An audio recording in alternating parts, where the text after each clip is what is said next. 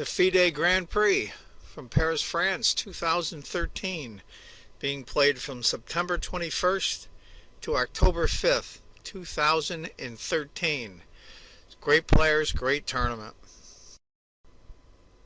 Here's the upcoming schedule for the FIDE Grand Prix, Paris 2013, taking place from September 21st through October 5th, 2013. It's going to be a great tournament. This is a list of the players in the FIDE Grand Prix. Wang Hao from China, Thomas Shesky, who just played really well in the Grand Prix tournament in Norway, Ponomariov, former FIDE world champion, Karl Nakamura, number 5 in the world, Ivanchuk from Ukraine, one of the most amazing players in the world, Alexander Grischuk from Russia, another huge player in the top 5 in the world, Anaskiri from the Netherlands, great young player, Boris Gelfand from Israel, formerly from Russia, world champion contender. Just a few months ago he played Anand for the world championship. Fressonnet from France, rated over 2,700, exciting player. A guy I like a lot as well, Dominguez from Cuba, rated 2757. I think it's the highest he's ever been. Fabiano Caruana, Italian-American, top 8 in the world. And Bacro from France. If there's anyone on this list that's below 2,700. It's going to be a great tournament. Here's a picture of all the players that are participating in the FIDE Grand Prix in Paris 2013 from September 21st through October 5th. As you can see, the average rating is 2746. Unbelievable. Category 20. This is going to be a great tournament. Don't miss out on any of these games. Hi folks, John Cordisco back again with another great chess video for you. This is a game that was played today, Friday, September 27th, 2013. It's from the FIDE Grand Prix Paris 2013 round 5 between Vasily Ivanchuk from Ukraine, great exciting player, really interesting character. I think he's a genius. Rated number 17 in the world. And he's rated 2739 against Alexander Grischuk from Russia. Great player. Rated 2782, number 5 in the world. It's going to be a Grunfeld defense. Ivanchuk is white. Grischuk is black. Ivanchuk goes d4. We're just going to go the first few moves because this is standard Grunfeld. f4, g7, e3, castles, rook c1, bishop e6, c5. Pretty much standard stuff. I call it the advanced Grunfeld. Also playable too, I think, is queen to b3 and then c6. c5, c6, just to consolidate that up now. Now if you notice, white center pawns are on dark squares. And his dark square bishop is here. Normally it would be his quote-unquote bad bishop, but I still think it's an okay bishop, being the fact that it's outside the pawn chain. b4, developing the pieces, bishop d3, knight h5, hitting the bishop, knight f6. It kind of guards this square here, here, and here for any pieces coming in. Not as good. It would have been knight takes, queen to c8, knight takes, f4. Even though it looks okay, I really don't care for it for black. He's kind of SOL on moving this pawn here with both of these pawns guarding it. And his king's a little open, even though I do have to say, though, black has this file here with his rook. I still don't like it for black. After f6, h4, bishop f7, bishop h2, f5. Now here we are, we're on move 12. And usually what happens is, especially at this high elite level, Black's goal here is to get equality. Now we're on move 12, F5 for Black, and Black already has a slight advantage. Tiny one to be sure, about a third of a pawn. So I think that's pretty good, that Grischuk could get equality that quickly as Black. F4, I think would have been a line to maybe look at is castle, E5, D takes, knight takes. I kind of like that for Black. A couple of reasons. One is he basically owns the center here. He controls all these squares with his pawn. This bishop's got a nice open diagonal. This knight can jump in at any time or even come back. Sorry, I got a little carried away with the arrows there, but I kind of like that. After F4, move the knight back to F6, bishop G3. Interesting that bishop's on G3. I'm not so sure about that. Actually, I'm looking at the computer here off screen, and it likes the knight to G3 better. And frankly, I like it better too. Moving the bishop here, I don't understand. Of course, who am I to second guess Ivanchuk, but I don't know what it's really doing there. It can't go back here. Where's he going to go? Anyway, he went bishop to G3, knight to G4, queen, other knight to F6.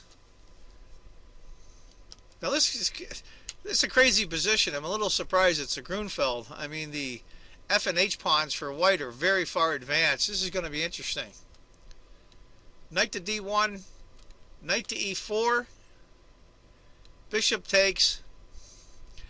You know, that's technically white's good bishop, being all the center pawns are on dark squares. I'm not so sure that I would take that. But of course, if he doesn't take, he's going to get his dark squared bishop. So I'm not sure, to be honest with you, what I would do here. You know, the knight can't get in. I probably wouldn't take it, but white did anyway. D takes. Now we're on move 17 now, after D takes E4. And I'll tell you, Black's almost up a pawn and a half in score. Now, he's up what I call the minor exchange. Black has a bishop for white's knight, so it gives him the bishop pair.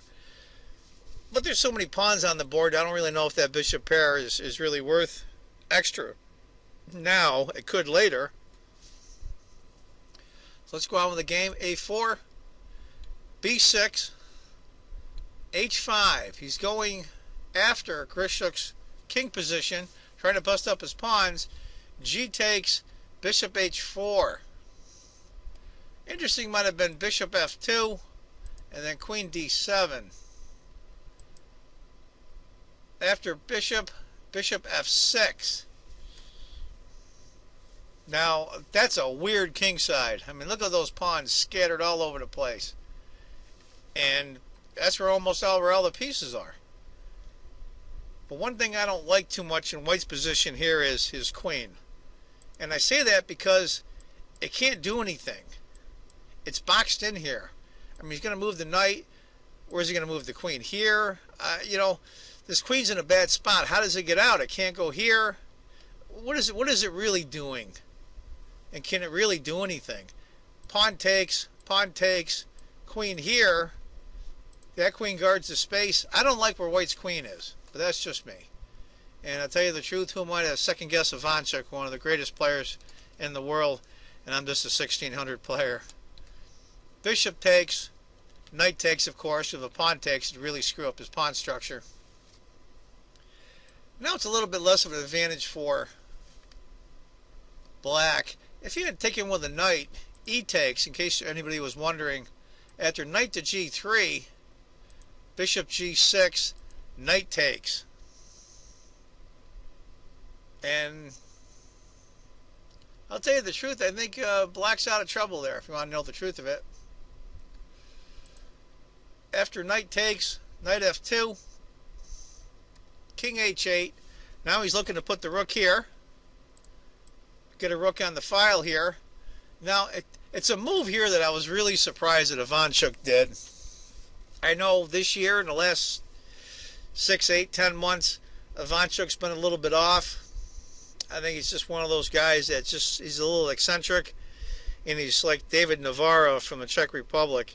Either he's really, really hot or he's cold. The computer suggests two moves. One is knight to h3 and castles. Takes a lot of nerve to castle in that position. And the computer likes castles better. Don't know why. And that's what Ivanchuk did. I don't know if I do that. Of course, like I said, I'm only a lower rated player. So maybe my confidence level isn't the same as these guys, of course. Rook to g8, right with his plan. b5. Rook c8. You notice a lot of these top players, unlike us amateurs, whenever there's pawn captures, we usually take. A lot of the time, these guys like to leave the tension on the board. C takes, queen takes, a5. Rook to c5 is an alternative, and after c takes, rook f to c1, bishop e6, a takes, bishop d7. It's kind of a weird variation, but it's definitely playable. a5, bishop, queen b7, b takes, rook takes, queen takes, rook c1, queen a6. This is where Ivanchuk blunders. I don't know if it was time pressure. I watched part of the game live, but I never really checked the clocks. We've just made Black's 29th move.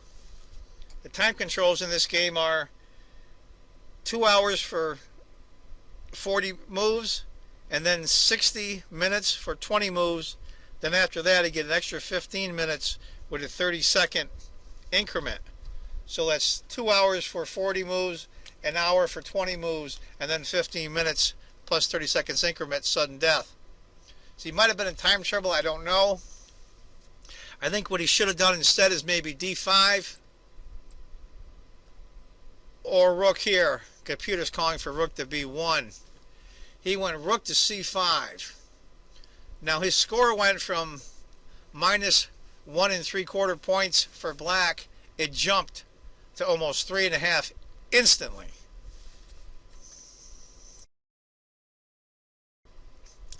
I think instead of rook to c5, knight to c3 would have been fine for Ivanchuk.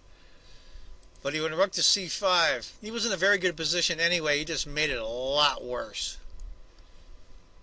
A bishop to c4. Of course, now threatening bishop takes, winning a free knight. Knight to c3. Rook takes doesn't really do much because after bishop takes c2, queen to b4, bishop g4, and that's really horrible for Black as well. After knight to c3, bishop to f1. And this is where Vasily Ivanchuk, one of the most creative and interesting players in the world from Ukraine, resigns.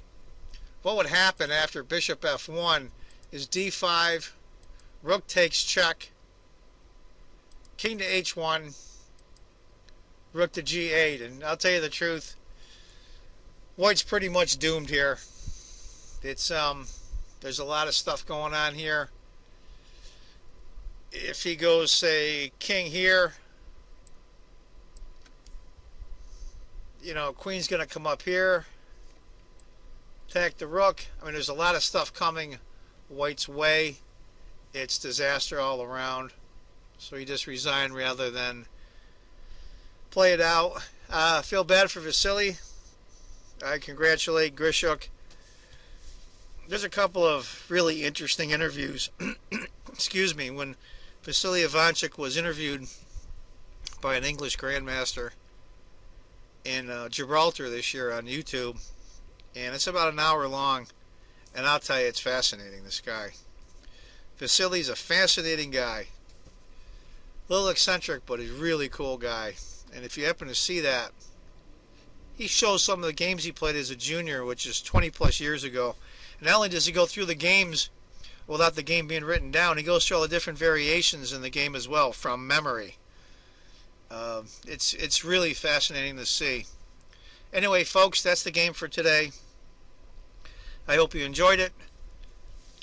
Just an update, my buddy Akaro Nakamura from the United States drew today. So the tournament will continue on tomorrow. Will be round 6, played on Saturday, September 28th.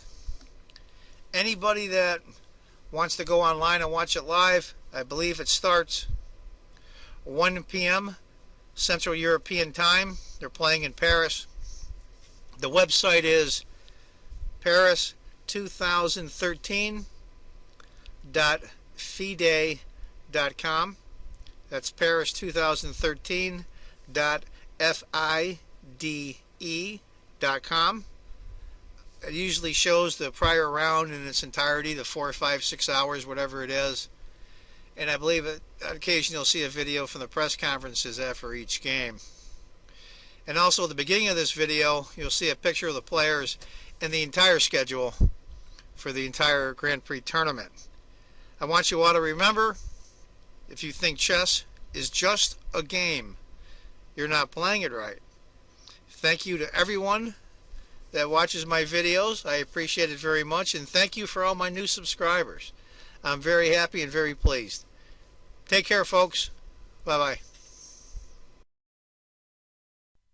This man right here is my great-grandfather. He's the first cat herder in our family. Herding cats.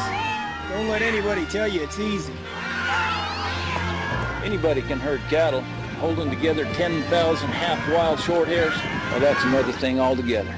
Being a cat herder is probably about the toughest thing I think I've ever done.